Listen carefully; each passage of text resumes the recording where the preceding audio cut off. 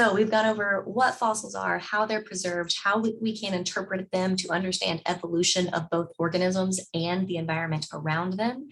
And now I'm going to give you a quick and brief overview of what these fossils have told us about evolution on Earth through time. Okay. So the oldest direct indications of ancient life on Earth are about 3.5 billion years old. So life evolved on Earth pretty quickly after Earth evolved, right? So about 1 billion years after Earth evolved, life was here.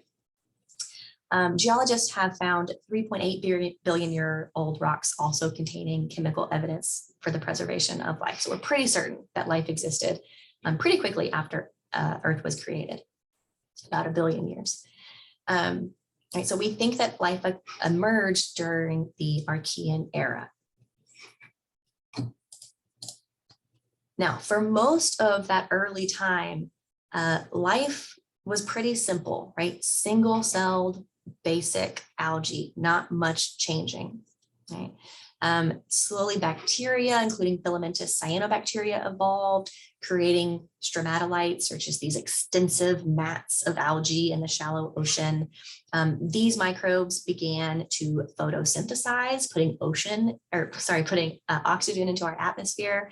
This allowed other animals that needed to breathe that oxygen to evolve. So that's when we started seeing, worms, arthropods living in the ocean, eventually creating corals, jellyfish, things like that.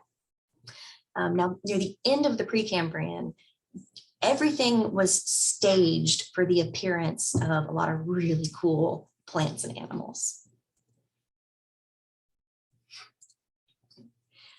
Now, long before the first animal appeared on Earth, plants evolved. Plants had their origin during the Precambrian. They were unicellular aquatic protists.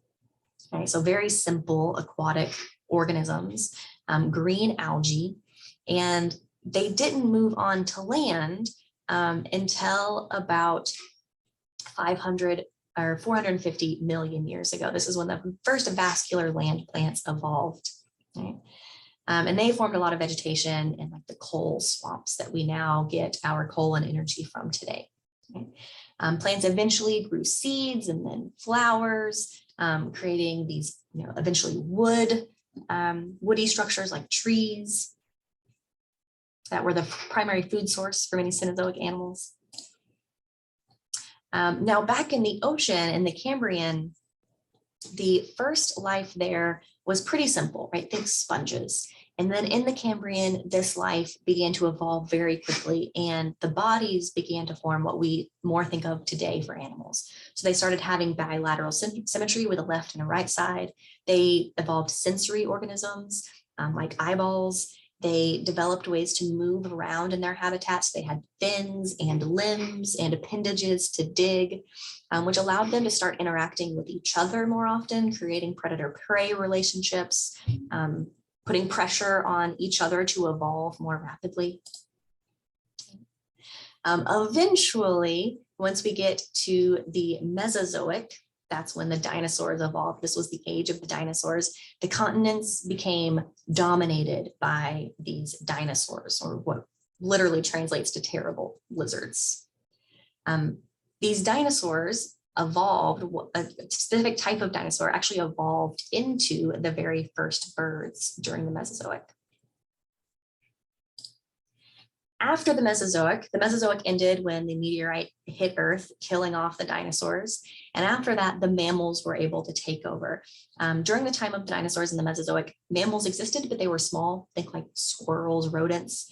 And then after the dinosaurs went extinct, mammals were able to fill in those open niches. They, were no longer,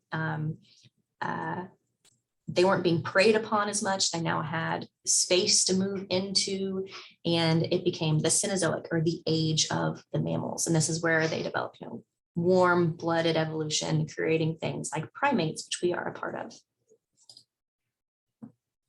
Now, most of the principal phyla were actually made during the Paleozoic. So all of our big phyla of organisms were made in the Paleozoic that we still see sticking around today. And there have been no rapid appearances of bizarre or exotic animals and plants, right? The evolution we see is fairly slow. which means that we can describe it and explain it based on how animals reacted to the environment around them. We also see that even though there was no rapid appearances of organisms, there were some rapid disappearances of organisms, the great extinctions, the mass extinctions. There have been 6 major mass extinctions in Earth's history, and they were all caused by some sort of very important event, such as the meteorite that hit Earth and killed off the dinosaurs. So we're going to go over 6 mass extinctions through our lessons this semester. And if you did not know, we are currently in a mass extinction. Humans are causing the 6th mass extinction on Earth. So look forward to that. I mean, not look forward to the mass extinction, but look forward to learning about it.